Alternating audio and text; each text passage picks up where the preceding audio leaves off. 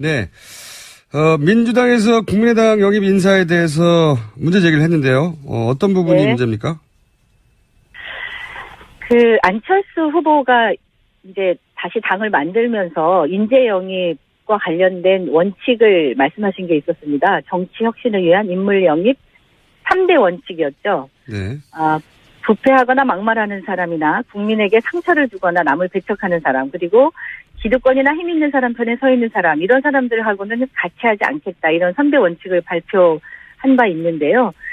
며칠 전에 안철수 후보에서 영입한 인재들의 면면을 보니까 정말 이런 원칙이 어디 갔는지 찾을 수가 없었고, 또 언론에 보도된 내용만 보더라도 이 각종 구설이나 비리에 연루된 그런 분들이 많이 계시더라고요. 그래서 이 안철수 후보가 이야기했던 이런 원칙이 왜 어떻게 바뀐 건지 잘 납득이 안 됐고요. 이렇게 되면 굉장히 본인이 가지고 있는 원칙과 이 현실이 굉장히 이렇게 괴리가 되는 게 아닌가. 그러면 본인의 그런 정책이나 이런 공약들, 약속들은 어떻게 실천할 수 있는지, 그런 데서 이제 많은 의문을 가질 수밖에 없습니다. 좀 구체적으로 일반론은 알겠습니다. 그러니까 영입 원칙을 발표했었는데 그 원칙이 맞지 않는 거 아니냐, 이런 문제 제기인데. 네. 좀 구체적으로 어떻게 원칙이 맞지 않는지 구체적 인사를 좀 거론해 주시면요. 제가 이렇게 거명을 해서 말씀드리기가 좀 그렇습니다만, 좀 사례로 몇 분 말씀을 좀 드려본다면. 네. 하창우 법률지원단장 영입을 이제 발표를 했는데요. 대한변협 회장 출신의. 예. 전 대한변협 회장 출신인데, 이분은 테러방지법 기억하실 겁니다. 저희가 지난 총선 앞두고 국회에서 굉장히 국민들이 걱정을 많이 하고, 필리버스터를 했었던, 필리버스터를 그냥 며칠 동안 계속 했었는데, 이 테러방지법의 찬성 의견을 개인도 아니고 대한변협 명의로 새누리당에 전달을 해서 굉장히 크게 논란이 됐었었죠.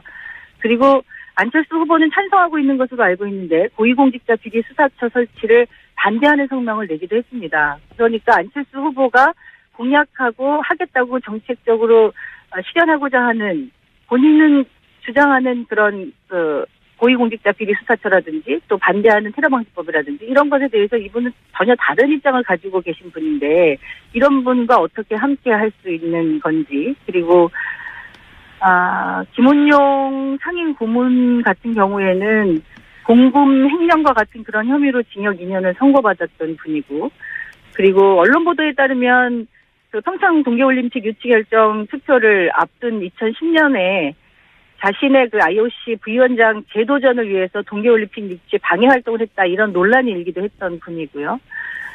또 이 조용택 특보나 유철한 인권특별위원장, 이런 분들은 사실은 또 지난번 새누리당 후보로 지난 총선 때 경선 출마를 하면서 최경환 당시 새누리당 의원에게 이제 지원을 받았던 이런 분들인데, 안철수 후보가 이야기하는 새정치, 그리고 혁신, 이런 것들이 이런 분들을 이렇게 대대적으로 영입했다고 하면서 어떻게 실현할 수 있는 건지 저는 잘 국민들이 납득하기 어려운지 않을까, 이렇게 생각이 듭니다. 근데 이제 대선 국면에서 영입 인사들을 이제 광폭으로 가능하면 반대 입장에 섰던 정치권 인사들을 영입하려는 시도는 민주당 내에서도 많이 하고 있지 않습니까? 그렇죠. 예. 예를 들어서 진영 의원 같은 경우에는 박근혜 전 대통령 인수위 시절에 부위원장이었으니까요. 그러니까 정치적으로 반대 입장에 섰다는 것만으로 영입에 대해서 비판하는 거는 똑같은 기준으로 민주당도 공격받지 않을까요? 정치적으로 반대 입장에 있었어도 그 입장이 변화가 된 것, 혹은 어떤 그렇게 바뀌었고 이렇게 함께 하겠다고 하면은 그 부분에 대한 좀 신뢰를 줄 수 있어야지 되죠. 예를 들면 그런 문제가 지적이 됐으면, 저희도 그런 부분들 지적된 분들이 계셨습니다. 그러면 과거에 그렇게 논란이 되거나 문제가 됐던 부분들에 대해서 사과하고, 이것이 정말 국민들이 실망하다 그러면 그 직책을 내려놓고 그냥 백의종군하겠다 해서 실제로 진정성 있게 돕겠다고 하는 것을 국민 앞에 제대로 밝히고 그렇게 전환해야 되는 게 맞다고 생각합니다. 근데 이렇게 문제가 거론되고 제기되고 있음에도 불구하고 안철수 후보는 내가 한 일이 아니다 이렇게 발뺌하는 듯한 모습이고요. 아무도 책임지려고 하지 않고 지적된 문제에 대해서는 뭔가 입장을 표명해야 되는 것 아니겠습니까? 근데 이제 국민의당에서 안철수 후보가 이런 인재들을 다 직접 영입한 건 아닌데, 그런데 네. 민주당이 안철수 후보의 직접 사과를 요구하는 이유는 뭡니까? 직접 사과는 아니거든요. 그러니까 네. 안철수 후보는 지금 국민의당의 후보이고 후보가 뭐 직접 영입을 하지 않았다고 하더라도 후보를 보고 후보를 돕기 위해서 함께하는 사람들 아닙니까? 그러면 직간접적인 일들에 대해서 후보는 책임 있는 태도를 보이는 것이 마땅하고요. 그리고 그렇게 논란이 되는 분들은 스스로 왜 이렇게 본인의 입장이 바뀌었는지 혹은 과거에 이런 잘못된 일들에 대해서 어떻게 성찰하고 있는지 이런 것들은 적어도 국민 앞에 보여드려야 되는 것 아닌가요?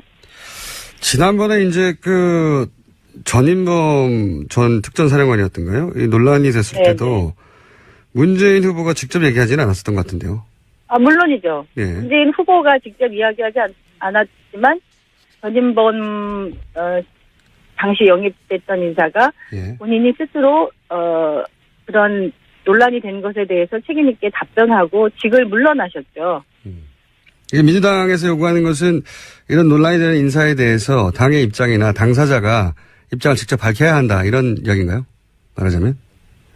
그렇죠. 이 영입 저희 같은 경우에는 이제 이 영입 인사들의 명망성도 뭐 필요하고 중요하지만 국민들의 실제 생활 속에서 전문성을 갖는 각 분야의 적재적소에서 일할 수 있는 분들을 영입하고자 노력하고 있는데요. 예. 그러다 보면 실수가 생길 수도 있고 또 과거에 그런 논란됐던 일들이나 이런 것들 때문에 의문을 가질 수도 있습니다. 그런데 그러면 그런 실수나 잘못을 인정하고 그것을 사과한다든지 본인들이 그런 부분에 대해서 어떻게 성찰하고 있는지를 진솔하게 밝히고 그렇게 영입했던 것에 대해서 우리 이렇게 하겠다 하고 뭐 책임 있는 태도를 보이는 게 저는 필요하다고 생각하는데요. 지금 안타깝게도 국민의당에서 보이는 태도는 문제가 없다 아니면 답변을 그냥 입을 다물고 아무 이야기를 하지 않는 것으로 이렇게 책임을 회피하고 있는 게 아닌가 그렇게 생각이 듭니다. 박 전 대표의 해명에 따르자면 이런 인사들은 직책 없이 순수하게 돕는 것일 뿐이다. 너무 네. 크게 일을 키우는 것이다. 민주당 역시 네. 비슷한 정도의 문제가 있었던 인사들이 있었음에도 불구하고 이런 지적에 대해서는요. 그러니까 순수하게 돕는 것뿐이다. 순수하게 돕는 분들은 얼마든지 많이 계실 수 있다고 생각합니다. 그런데 이분들은 국민의당에서 영입 인사로 기자회견도 하고 발표하고 중요한 직책도 또 이렇게 드리고 했던 분들이기 때문에 그렇게 그냥 순수하게 돕는다라는 말로 가지고서는 해명이 되지가 않지요. 순수하게 돕는 분들이 그러면 꼭 그렇게 어떤 특별한 직책이나 이런 것들을 뭐 더 대대적으로 기자회견까지 하고 이런 일은 좀 아니지 않겠습니까? 알겠습니다.